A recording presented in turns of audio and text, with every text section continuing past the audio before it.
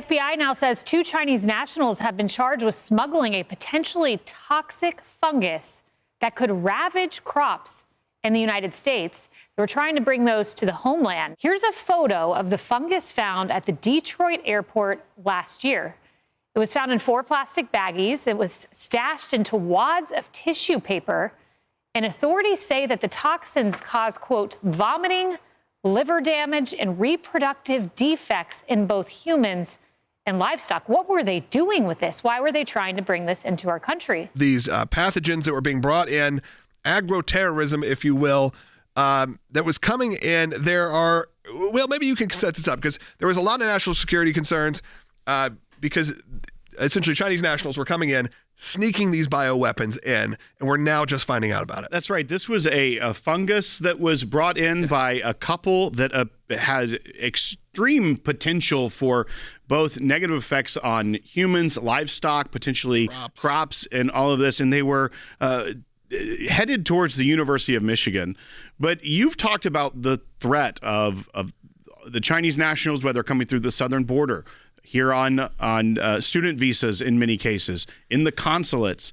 What is your take on this story that just broke this week? So this is precisely what I and many others have been worried about. The free transit of Chinese Communist Party affiliated folks or officials inside our country, and they bring in stuff, right? So in this case, attacking America's food supply chain was clearly, according to them and their text messages, as alleged in the indictment, their mission set. Make no mistake about it. These were not rogue people. These were folks directed by the Chinese Communist Party. And we've seen this time and time again, whether it's the spy balloons, or we shouldn't forget the connectivity between bioterror and what was taking place in the Wuhan lab that killed 9 or 10 million people across the world.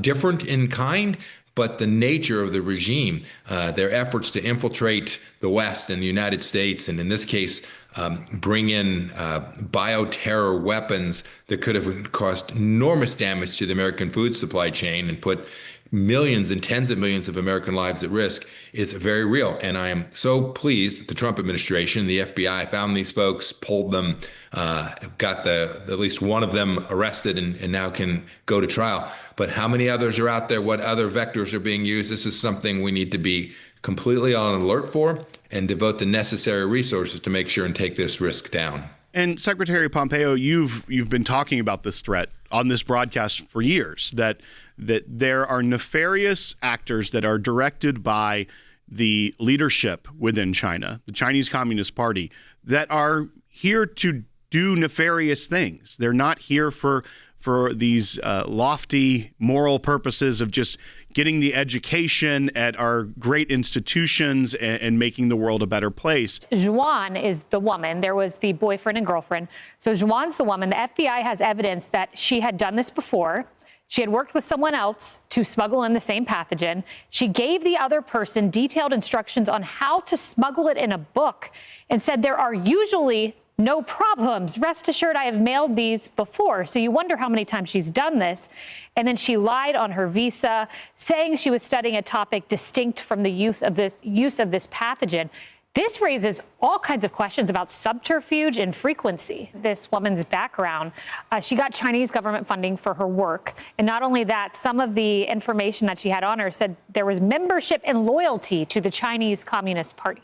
Yeah, I think the overall takeaway is something that we've heard Donald Trump talk about for a long time. I think, you look at China, you look at the CCP, this is our greatest geopolitical foe, I think, in the entire world. And when you look at the contrast of, in one way, it's the most terrifying thing to hear this headline, but also extremely refreshing that the administration is clear-eyed about what this threat is.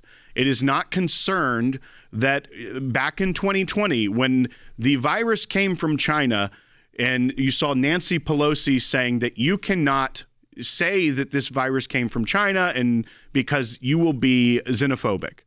But in reality, if you are concerned about a foreign government that is doing this, it's not xenophobic to call out the threat of the Chinese Communist Party. And I think it's important that the administration continue to push back so that they can hold them in check. Amen. You couldn't say it any better. Remember, we had a program that the Department of Justice and the FBI had built out in Trump's first term. The Biden administration basically took that off the table. They were unprepared to do the kind of work that probably led to pulling this particular incident off the street. This requires enormous vigilance. This requires thoughtfulness, and it requires a preparedness to do precisely what you say, to call the risk what it is. This is the Chinese Communist Party engaged in preparing bioterror weapons that they can use and activate on a timing that is their own. Look, we saw what happened in Ukraine, right? They drove trucks in and launched drones. We saw what happened with a bunch of pagers in the Middle East. The risk of these kind of tactical efforts leading to real strategic risk inside of our country from a nation that is as capable and as determined as that being led by Xi Jinping today in China is so real and so serious. And it heartens me to see that the Trump administration's FBI and Justice Department are pursuing this vigorously. I hope they are at this in many dimensions that we don't even know about today. When you look at this and the events of this week, and then you look at the policies of the Trump administration, President Trump said, I want to look at visas on college campuses with these individuals who are protesting. And then we get that horrific attack where 8 Jewish men and women are burned because of their religion, a guy who overstayed his visa. Then you had Marco Rubio Thursday say, we're going to look at China visas too. And then you get this. I mean, they've been ahead of the ballgame here. And if there's not a footnote to substantiate the policies they're making, if there's not a better one than this, I don't know what will convince people. We are so excited to announce the ACLJ's brand new app, completely redesigned to provide you with the best tools available to partner with us at the ACLJ. You can watch the daily Secular program, sign the petitions, customize your ACLJ membership experience, donate with the click of a button, and receive up-to-the-minute critical updates that the mainstream media can't censor. Just scan the QR code on your screen or go to your phone's app store, search ACLJ, and click install. It's that simple.